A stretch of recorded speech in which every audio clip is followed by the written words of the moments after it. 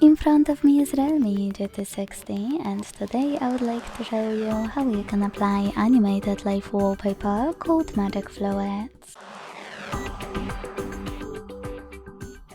Begin by opening Play Store and launching Magic Fluids app Fluid Theme from Mad Scientist Developer.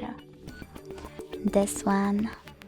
If you want to mute the music, hit Consent and tap at the bottom left corner. Then use this gear at the top left one to adjust all of those options however you wish to. When you finished, click at the top right corner and the bottom right corner. Then hit Set as Live Wallpaper, tap on Yes, and hit Apply. Lastly, decide where you wish to apply it by tapping on one of those options. So when I go back, as you can see, my wallpaper has changed.